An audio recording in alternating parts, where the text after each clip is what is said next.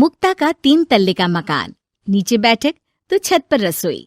अरे मुक्ता, गर्मा गर्म रोटी तो ला, बहुत स्वाद बनी है सब्जी। लाई माँ, बस 2 मिनट। मुक्ता की दौड़ जो सुबह शुरू होती तो रात में जाकर रुकती। ऊपर नीचे करते करते पूरा शरीर थक जाता, लेकिन माँ, मैं आपके पैर में तेल लगा कर ही सोऊंगी, नहीं तो मुझे नींद नहीं आएगी।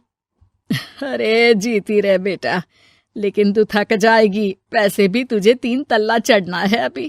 कैसी बात कर रही है माँ जी, मैं तो आज बहुत देर तक सोई थी, तो नींद कहाँ आएगी। सास को कब नींद लग जाती पता ही नहीं चलता। अगले रोज, अरे मुक्ता, जरा सामने ठेले वाले से आलू तो ले आ, 5 किलो पापड़ बना देती हूँ। होली आ रही है, मेहमान आएंगे तो क्या कहेंगे कि इन लोगों के घर तो कुछ बना ही नहीं। माँ, मैंने सब बना लिया है, आप चिंता मत करिए। होली वाले दिन दही बड़ा और पकौड़ों का इंतजाम भी कर लिया है मैंने। सास को लगता है जैसे उसे न जाने कितनी गुणी और अच्छी बहू मिल गई। एक दिन मुक्ता की बुआ सास उन लोगों के घर आती है। अरे भाभी, आपने तो हीरा बहू पाई है बिल्कुल। हर एक काम को ऐसे कर रही है जैसे कि रोबोट। एक हमारी है, 2 रोटी खिला दे तो गनीमत समझो। अरे हम तो बेटे को देख के सोच रहे थे कि कलवासा है, पता नहीं कौन शादी करेगा, लेकिन देखो जय दूध से फपकती बहू आई है। हाँ भाभी, आप तो लक्की हो, लक्की। तभी वहां मुक्ता आ जाती है। क्या बुआ, काहे की लकी, देखो ना कैसा शरीर फूला जा रहा है। अब तक तो एक बच्चा भी हो जाना चाहिए था। अरे हो जाएगा बहू, क्यों चिंता कर रही है। कर्म कितने अच्छे हैं तेरे, तुझे तो जुड़वा बच्चे होंगे, एक बिटिया और एक बिटवा। होता भी ऐसा ही है। मुक्ता को 2 बच्चे एक साथ होते हैं। मुक्ता, जल्दी से ऑफिस के लिए खाना बना दो, मुझे देर हो रही है। हाँ, लेकिन जरा ये छोटे वाले को तो पकड़ लो, तब तक मैं रोटी सेक देती हूँ। मुक्ता सारे घर का काम बड़े ही मगन होकर करती। क्या पति, क्या सास, क्या बच्चे, रिश्तेदार, सभी की जरूरतों का ख्याल वो बखूबी रखती। लेकिन भाई चांद को भी ग्रहण लग जाता है। वैसे ही मुक्ता को भी एक दिन लग जाती है किसी की नजर। दूर के रिश्ते की चाची कहती है, और बहन जी, आपकी बहू तो फुर्ती से काम करती है, बच्चा होने के बाद भी सारा दिन लगी रहती है। इसके हाथ का खाना भी इतना टेस्टी है, लगता है जैसे होटल का खा रहे। बस फिर क्या था, वो तो चली जाती है, लेकिन लग जाती है नजर मुक्ता को। शाम के वक्त, मुक्ता, कहाँ है बहू?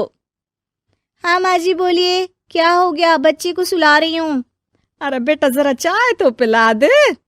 हाँ हाँ, जरूर बना लीजिए, मुझे कमरे में ही दे देना माँ जी, बहुत थकान लग रही है। थकान? है भगवान, ये क्या बोल रही है? इसके मुंह से तो ये शब्द मैंने आज तक नहीं सुना। अगली सुबह, अरे मुक्ता, आज खाने का डब्बा इतना हल्का क्यों है? वो इसलिए क्योंकि मैंने सिर्फ रोटी और दाल बनाई है। अरे लेकिन मुक्ता, मैं तो नाश्ता, दिन का खाना, फिर शाम का स्नैक्स, फ्रूट, सलाद, ये सब लेकर जाता हूँ। कहाँ है ये सब? अरे कैसी बात कर रहे हैं आप? इतना सारा खाना तो मैं 4 दिन में नहीं खाती, जितना आप 1 दिन में बनाने की बात कर रहे हैं। ना जी ना, मुन्ने के साथ जितना हो पाएगा उतना ही करूंगी मैं। मुक्ता की बात सुनकर पति हैरान रह जाता है। तभी वहां बुआ सास आ जाती है। अरे मुक्ता, मेरे नाती का जन्मदिन है, भूल गई क्या? आज शाम को आना, और मुक्ता थोड़ा जल्दी आ जाना, मेरी बहू का हाथ बटा देना। किचन में वो तेरी तरह स्मार्ट तो है नहीं कि फट फटाक से काम कर ले। अरे बुआ, कैसी बात कर दी? फट फटाक से काम कैसे हो जाएगा? हम बहुएं हैं, रजनीकांत नहीं। बुआ देखो, आप काम के लिए पास के लल्लू हलवाई की बीवी को बुला लो, वो मदद कर देंगी। मैं तो नहीं आ पाऊंगी। बुआ सास को समझ में नहीं आता कि ये वो मुक्ता है जो 50 लोगों का खाना बनाकर भी चेहरे की चमक खोने नहीं देती थी। वही मुक्ता भी अपने कमरे में जाकर बिस्तर पर बैठ जाती है कि सास की आवाज आती है। मुक्ता, क्या हो गया बेटा? आज दोपहर के खाने की तैयारी नहीं करनी क्या? अरे माँ जी, अब नहीं होता मुझसे 3 तल्ले में ऊपर नीचे करना। आप लोग रसोई को ऊपर ही ले आओ। अरे पैरों में इतना दर्द होता है कि बता नहीं सकती। अरे लेकिन तू तो बोलती थी कि इससे तू फिट रहती है। अरे काहे के फिट माँ जी, हालत खराब हो रखी है। कौन ऐसा मकान बनवाता है कि जहाँ सोने का कमरा अमेरिका में है तो खाने का लंदन में? अरे रसोई बनानी है तो जाओ अफ्रीका। ना जी ना, मुझसे नहीं होगा इस घर का काम। मुक्ता की बदली हरकत किसी को समझ में नहीं आ रही थी। अरे ये मुक्ता को क्या हो गया है? मुझे तो लगता है इसकी माँ ने पट्टी पढ़ाई होगी। और ना जी ना, मुक्ता की माँ यानी मेरी समधन तो देवी है देवी। वो तो अपनी बेटी को ऐसे संस्कार दे ही नहीं सकती। मुझे माजरा कुछ और ही लग रहा है। तभी वहां मुक्ता हाथ में प्लेट और सब्जी लेकर आ जाती है। माजरा? किस बात का माजरा?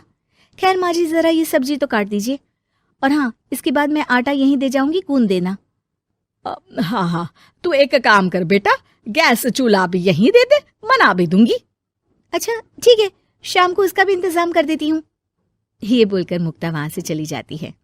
हे भगवान, ये तो वो मुक्ता है ही नहीं। अरे एक बार तो मुझे याद है, मेरे जूते भी इसने मुझे अपने हाथ से पहनाए थे। तभी सास के दिमाग की बत्ती जल जाती है। हाँ, कल वो कालिया की औरत आई थी ना, खूब तारीफ कर गई। उसके बाद से ही मुक्ता ऐसी हो गई है।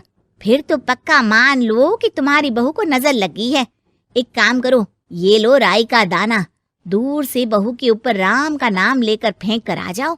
जो नजर लगी होगी यूं भाग जाएगी। फिर क्या, होता भी ऐसा ही है। सास जैसे ही बहू पर राई फेंक कर वापस आती है, थोड़ी ही देर में मुक्ता भी आ जाती है। अरे माँ जी, आप ये सब्जी लेकर क्यों बैठी है? ना ना, लाइए, मुझे दीजिए। और चाची, अब तक आपके हाथ में चाय का प्याला नहीं आया। रुकिए, मैं अभी लेकर आई। मुक्ता के जाने के बाद सास चैन की सांस लेती है।